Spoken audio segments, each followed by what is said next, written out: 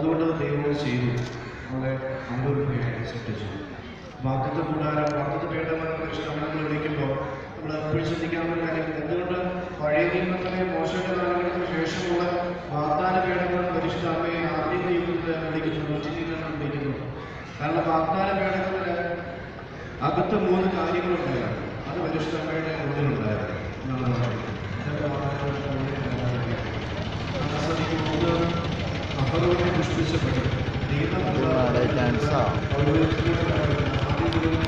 അഹരോനോട് കടന്നു വന്ന കൃപകളെ കുറിച്ച് സൂചിപ്പിക്കുന്ന അഹരോന്റെ പടം കൃപ പറയുന്നതാണ്. രണ്ടാമത്തത് മന്ന സൂക്ഷിച്ചിരുന്ന പാത്രം, അത് വാഗ്ദാനപ്പെടുത്തുന്നതാണ്. നമ്മുടെ ഗർഭപാത്രം തന്നെയാണ് ആധുനിക കാലഘട്ടത്തിന് വേണ്ടിയുള്ള പുതിയ നിയമത്തിലെ ജീവന്റെ അപ്പമായ മന്ന സൂക്ഷിച്ചു വെച്ച പാത്രമാണ്. അത് പരിശുദ്ധമ്മയിലുണ്ട്. നിയമഫല 10 കൽപ്പനകളുടെ വേദിയ ഫലങ്ങൾ അത് പരിശുദ്ധമ്മയുടെ ഹൃദയം തന്നെയാണ്. ദൈവത്തിന് വിധേയപ്പെട്ട് അനുസരണപ്പെട്ട് ജീവിക്കാൻ എവിടെയൊക്കെ വാഗ്ദാനപീഠം ഇല്ലാതെ യുദ്ധത്തിൽ പോയി അതെല്ലാം തോൽക്കുകയും ചെയ്തു. വാഗ്ദാനപീഠത്തിന്റെ പ്രത്യേകത. ഇവിടെ ഈ അമലോത്ഭവവുമായിട്ട് ബന്ധപ്പെട്ട വാഗ്ദാനപീഠം എങ്ങനെ കാണാൻ സാധിക്കുമെന്ന് ചിന്തിച്ചാൽ, വാഗ്ദാനപീഠം നിർമ്മിക്കുന്നതിനെ കുറിച്ച് കൃത്യമായിട്ട് പഴയ നിയമ പുസ്തകം നമുക്ക് വായിക്കാൻ സാധിക്കും. അതിനകത്ത് പറയുന്നത് ഇങ്ങനെയാണ്: എന്ത് തടി കൊണ്ട് എത്ര നീളത്തിലും എത്ര വീതിയിലും എത്ര ഉയരത്തിലും ഇത് നിർമ്മിക്കണമെന്ന് ദൈവം പറഞ്ഞു കൊടുത്തിട്ടാണ് മനുഷ്യൻ വാഗ്ദാനപീഠം നിർമ്മിക്കുന്നത്. മോശയ്ക്ക് ദൈവം പറഞ്ഞു കൊടുക്കും ഏത് നീളത്തിലും ഏത് വീതിയിലുമാണ് ഇത് ചെയ്യുന്നത്, ഏതുതരം തടി ഉപയോഗിക്കണം, ഏതുതരം സ്വർണം, അല്ലെങ്കിൽ എത്രത്തോളം സ്വർണം ഉപയോഗിക്കണം, വെള്ളി ഉപയോഗിക്കണം. അങ്ങനെ പറഞ്ഞുകൊണ്ട് ദൈവത്തിൻ്റെ നിർദ്ദേശത്താൽ പാപത്തിൽ നിന്ന് മോചിപ്പിക്കപ്പെട്ട് നിർമ്മിക്കപ്പെട്ടിരിക്കുന്ന വ്യക്തിയാണ് വാഗ്ദാന സമയം.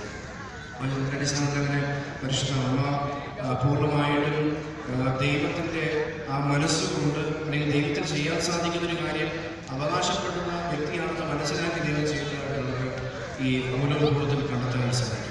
യുക്തിപൂർവ്വ കാര്യം എപ്പോഴും ചിന്തിക്കുന്നൊരു കാര്യമാണ്. ഹൃദയം പോലും രൂപീകരിക്കപ്പെട്ടിരിക്കുന്നത് നമുക്ക് വേണ്ടി മൂന്നാണികളിൽ കുരിശ് തൂങ്ങിക്കിടക്കുന്ന പീഡകൾ അനുഭവിച്ച് അവന്റെ ശരീരം നിർമ്മിക്കപ്പെട്ടിരിക്കുന്നത് അവളുടെ ഉദരത്തിൽ നിന്നാണ്. പരിശുദ്ധ അമ്മയുടെ ശ്രേഷ്ഠത എത്ര കണ്ട് വലുതാണെന്ന് യുക്തിപൂർവ്വം നമുക്ക് ചിന്തിച്ചെടുക്കാനായിട്ട് സാധിക്കും. ഒരു മനുഷ്യൻ രൂപീകരിക്കപ്പെടുന്നവൻ അവർ കുഞ്ഞ് രൂപീകരിക്കപ്പെട്ടപ്പോൾ ആ ഹൃദയവും മാംസവും രക്തമെത്തിയത് ഇവരുടെ ഹൃദയത്തിൽ നിന്നുമാണ് നമുക്ക് മനസ്സിലാക്കാൻ സാധിക്കും. അല്ലെങ്കിൽ അമലോത്ഭവ ഹൃദയത്തിൽ നിന്നുമാണ് നമുക്ക് മനസ്സിലാക്കാൻ സാധിക്കും. പരിശുദ്ധ അമ്മ തന്നെ നൽകുന്ന സാക്ഷ്യത്തെക്കുറിച്ച് നമ്മൾ ആമുഖത്തിൽ അച്ഛൻ പറഞ്ഞു.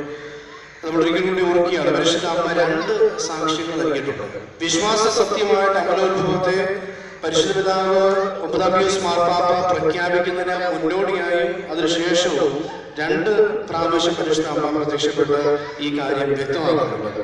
നമുക്കിത് കാണാൻ സാധിക്കും. 24 വർഷം മുമ്പ് സഭ ഇത് പ്രഖ്യാപിക്കുന്ന വർഷം നമുക്കറിയാം 1854 പ്രഖ്യാപിക്കുന്ന